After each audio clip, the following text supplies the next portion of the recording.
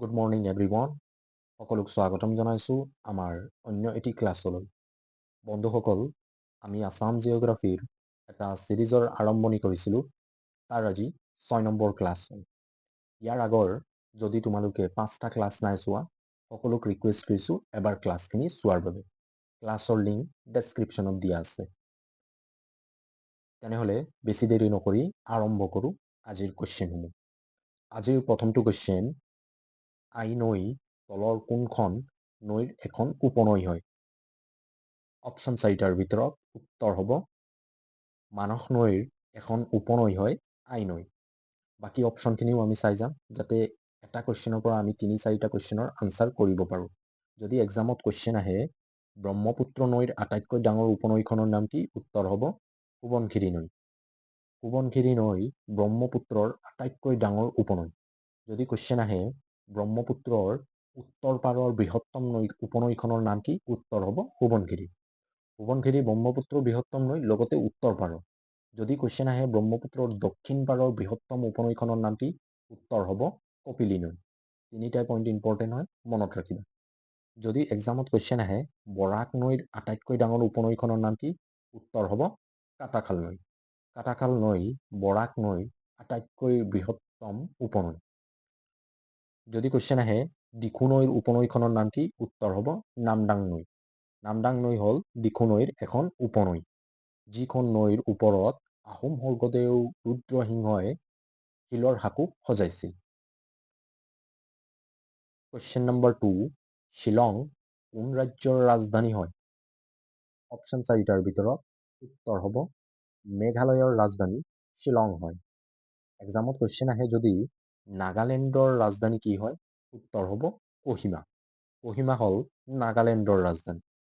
এক্সামত question আহে যদি মণিপুৰৰ ৰাজধানী কি হয়? উত্তৰ হ'ব ইম্ফল। ইম্ফল হ'ল মণিপুৰৰ ৰাজধানী। মিজোৰামৰ ৰাজধানী যদি এক্সামত কুৱেশ্যন আহে, উত্তৰ হ'ব আইজল। যেতিয়া জিকে MCQ সমূহ তোমালোকে প্ৰেক্টিছ কৰিবা বা আলোচনা কৰিবা, তেনে সময়ত এনেধৰণৰ অপশ্যনসমূহৰ পৰা আনচাৰ কৰিব চেষ্টা কৰিবা। যিহেতু জিকে এটা ডিপ চিলেবাছ হয় আৰু এক্সামত জিকে কুৱেশ্যন ক'ৰ পৰা আহিব তোমালোকে ক'ব নোৱাৰা। তথাপিও যদি তোমালোকে এনেধৰণৰ MCQ অপশ্যনসমূহ আলোচনা কৰা, ইয়াৰ ৰিলেটেড যদি এক্সট্ৰা একো কুৱেশ্যন আহে, তোমালোকে এৰি আহিব নোৱাৰা। যদি পইণ্টখিনি মনত ৰাখা আৰু এক্সামত 1 মাৰ্কৰ কিমান ইম্পৰ্টেণ্ট হয় তোমালোকে ভালদৰে জানা। কুৱেশ্যন নম্বৰ 3, অসমৰ আটাইতকৈ ডাঙৰ চিমেণ্ট কাৰখানা ক'ত অৱস্থিত? অপশ্যন 4টাৰ ভিতৰত উত্তৰ হ'ব বোকাজান। বোকাজান অসমৰ আটাইতকৈ ডাঙৰ চিমেণ্ট কাৰখানা অৱস্থিত বোকাজানত। কুৱেশ্যন নম্বৰ 4, বগীবিল দলংখনৰ দৈৰ্ঘ্য কিমান হয়? ইম্পৰ্টেণ্ট কুৱেশ্যন হয়। অপশ্যন 4টাৰ ভিতৰত উত্তৰ হ'ব 4.94 কিলোমিটাৰ বগীবিল দলংখনৰ দৈৰ্ঘ্য। যদি এক্সামত কুৱেশ্যন আহে কলীয়া ভোমোৰা দলংখনৰ দৈৰ্ঘ্য কিমান? উত্তৰ হ'ব 3.05 কিলোমিটাৰ হ'ল কলীয়া ভোমোৰা দলংখনৰ দৈৰ্ঘ্য। যদি এক্সামত কুৱেশ্যন আহে ধলা শদিয়া দলংখনৰ দৈৰ্ঘ্য কিমান? উত্তৰ হ'ব 9.15 কিলোমিটাৰ। বহুবাৰ এক্সামত এইটো কুৱেশ্যন আহিছে। নতুন শৰাইঘাটৰ দলং, লগতে শৰাইঘাটৰ দলং পুৰণি, তাৰ দৈৰ্ঘ্য হ'ব 1.49 কিলোমিটাৰ। দলং, ৰিভাৰ আৰু নদীৰ উপনৈসমূহৰ বিষয়ে আমি আগৰ ক্লাছসমূহত আলোচনা কৰিছোঁ। তাৰ বাবে সকলোৱে এবাৰ চোৱাৰ বাবে মই ৰিকুৱেষ্ট কৰিছোঁ। কুৱেশ্যন নম্বৰ 5, লাইকেছিংৰ উচ্চতা কিমান? অপশ্যন 4টাৰ ভিতৰত উত্তৰ হ'ব 1959 মিটাৰ। লাইকেছিংৰ উচ্চতা হ'ল 1959 মিটাৰ। এক্সামত যদি কুৱেশ্যন আহে অসমৰ আটাইতকৈ ওখ শৃংগটোৰ নাম কি? উত্তৰ হ'ব লাইকেছিংগ। আৰু এই শৃংগটো ক'ত আছে? বৰাইল ৰেঞ্জত আছে। যদি এক্সামত কুৱেশ্যন আহে অসমৰ আটাইতকৈ ওখ পৰ্বতমালাটোৰ নাম কি? উত্তৰ হ'ব বৰাইল পৰ্বতমালা। বৰাইল পৰ্বতমালা অসমৰ কোনখন জিলাত আছে যদি এক্সামত কুৱেশ্যন আহে? উত্তৰ হ'ব ডিমা হাছাও জিলা। ডিমা হাছাও জিলা উত্তৰ পূৰ্বাঞ্চলৰ দ্বিতীয় বৃহত্তম জিলা। যদি এক্সামত কুৱেশ্যন আহে উত্তৰ পূৰ্বাঞ্চলৰ আটাইতকৈ ডাঙৰ জিলাখনৰ নাম কি? উত্তৰ হ'ব কাৰ্বি আংলং জিলা। এলেকা ভিত্তিক যদি বনাঞ্চল হিচাপে উত্তৰ পূৰ্বাঞ্চলৰ আটাইতকৈ বেছি বনই আৱৰি থকা জিলা হ'ল উত্তৰ হ'ব ডিমা হাছাও জিলা। বহু পইণ্টখিনি কৈ গৈছোঁ, এক্সট্ৰা পইণ্ট, এইখিনি মনত ৰাখিবা, এক্সামত যদি আহে কুৱেশ্যনটো কৰি আহিব পাৰিবা। কুৱেশ্যন নম্বৰ 6, অসমৰ কোনখন স্থানত সাৰ কাৰখানা অৱস্থিত? অপশ্যন 4টাৰ ভিতৰত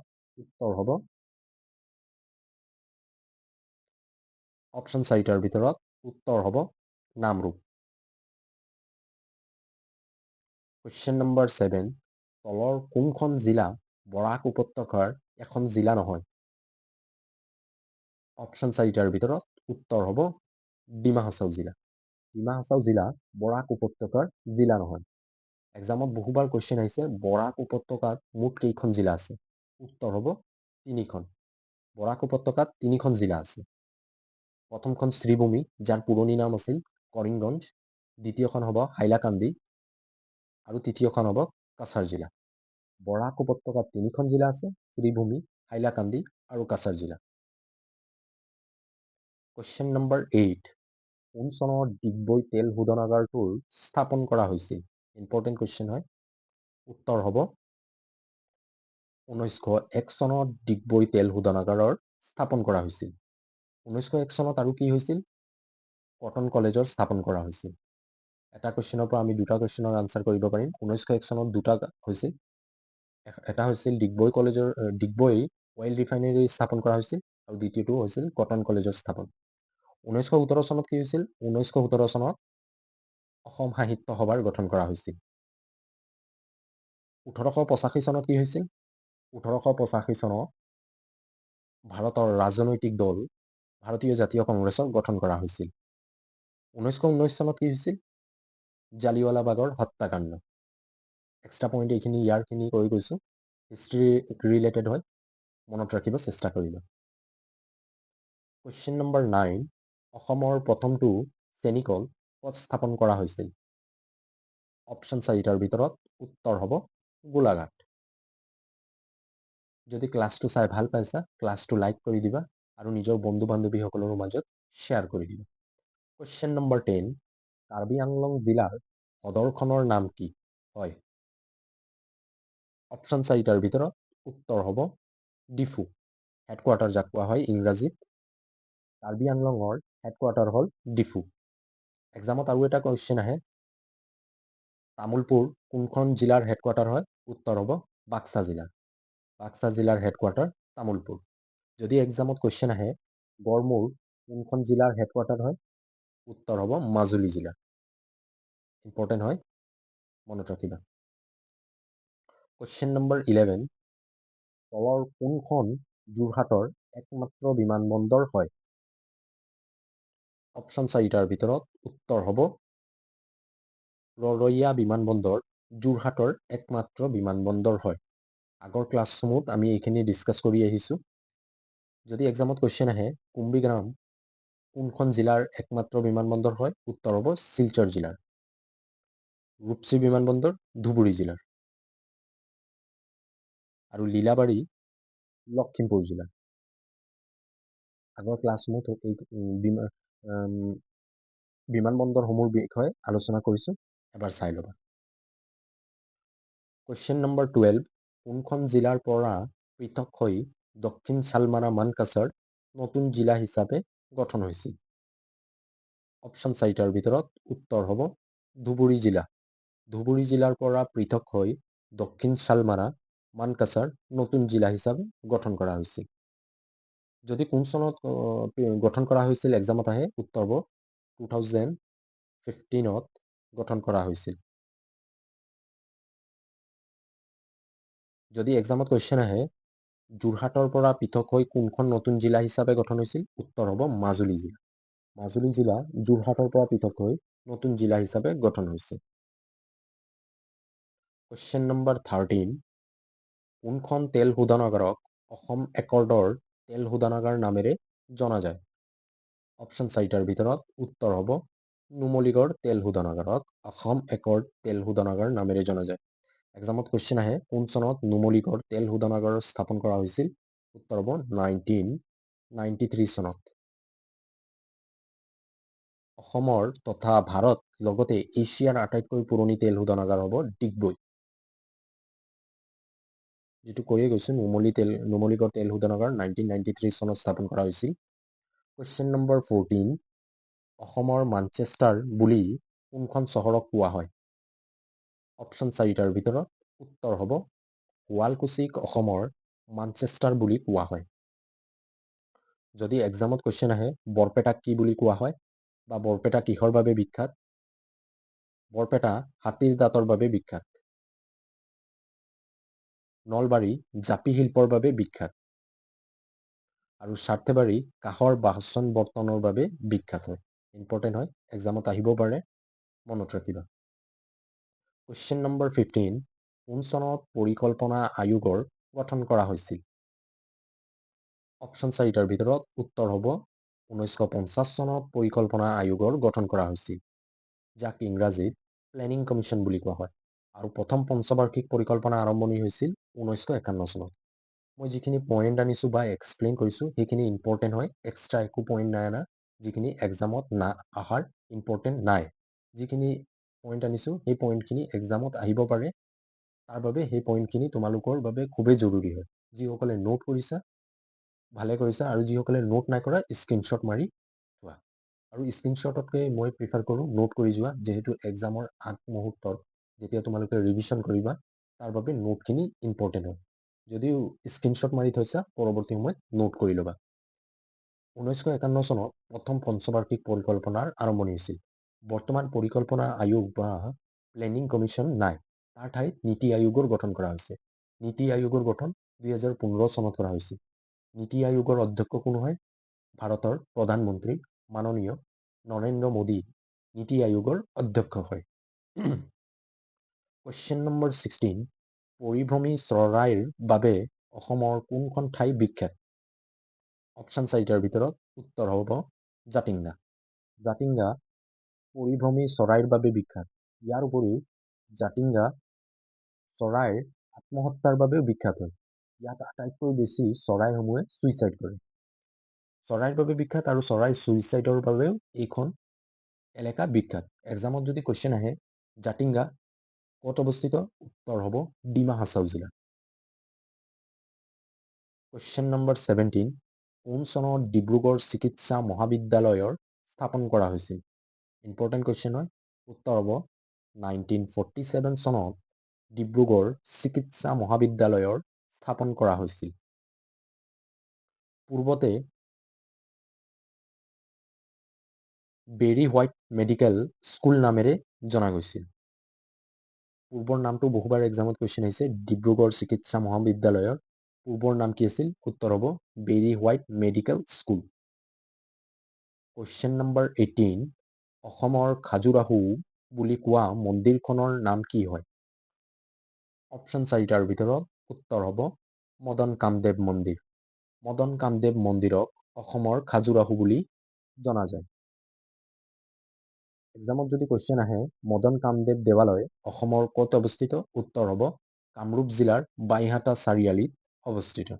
ইম্পৰ্টেণ্ট হয়, সুধিব পাৰে কুৱেশ্যন।